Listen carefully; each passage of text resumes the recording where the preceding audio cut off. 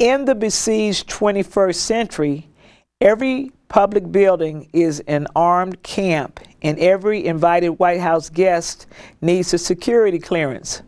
But it wasn't always so. The White House rose as the city of Washington was still carving itself out of swamp and slough.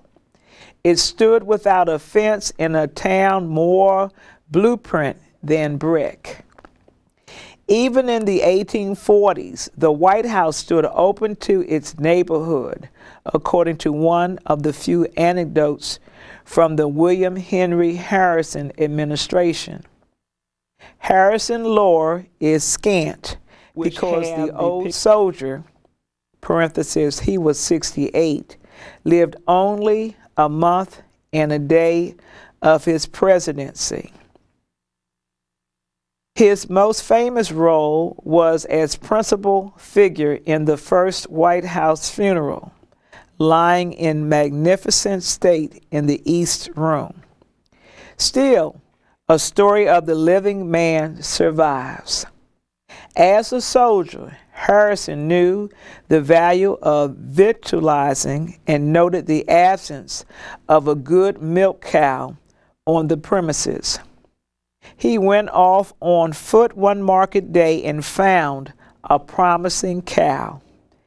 But when the farmer heard where it was to be delivered, he thought he smelled a rat. Still, the buyer led the seller, and the seller led the cow back to the White House. The president asked the farmer inside and even invited him to stay to breakfast. By now, the farmer, gravely skeptical, asked who his host might be, wondering if he wasn't being a little too free in his use of a house set aside for old Granny Harrison. The people called me William Henry Harrison and had made me the President of the United States. The president is said to have replied with quiet dignity, "Lord Almighty!" exclamation point. The terrorized farmer yelled, plunging out of the room and the house and making tracks.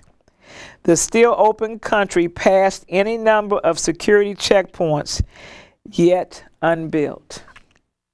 And it has a lovely picture of the cow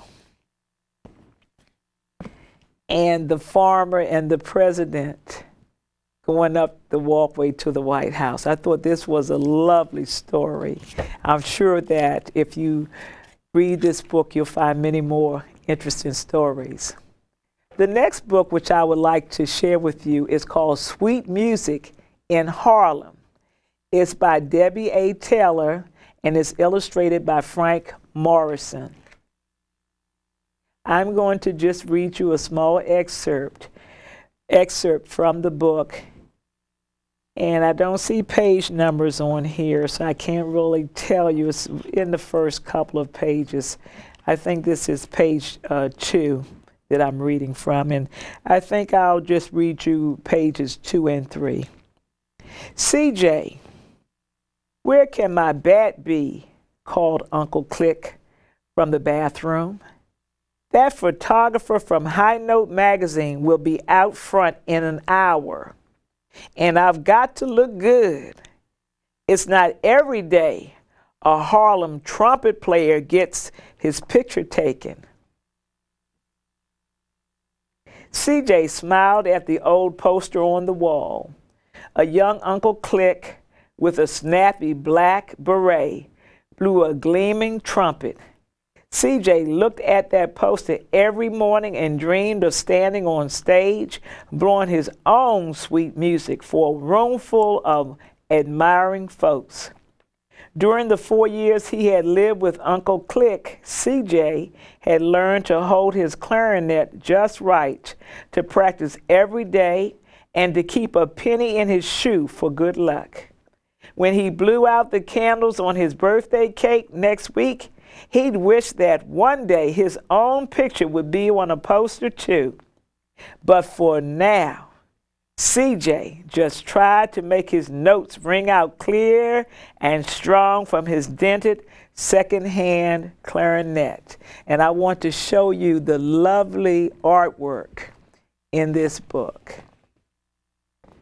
Again, I'm hoping that you will get an opportunity to actually look at some of the books and perhaps even order your own books by applying to the National Endowment for either Picturing America Award or a We the People Bookshelf Award. And of course, you can apply for both in the same year. I sincerely hope that you have enjoyed being here with me today on An Educational Moment. I always value your time and your energy. The fact that you would stop a few minutes and spend with me to better your child's education and also to gain information on how to improve our schools and how to better yourself academically. I'm always honored to have you here as a guest in my television audience. One last announcement. Coming soon, there will be a Commitment and Service Conference that will be sponsored October 1st and 2nd of 2010. I will be speaking along with several other speakers. I will be providing more information on the 2010 Commitment and Service Conference coming up soon. Thank you for joining me today on An Educational Moment. Again, congratulations to Norray Woodard, who was a Prince George's County winner in the Fair Housing Contest. And congratulations to all the other student winners in the Maryland Association of Realtors Fair Housing Poster Contest. This has been An Educational Moment. I'm Dr. Pat Dingle. Thank you for joining me today, and I look forward to seeing you the next time.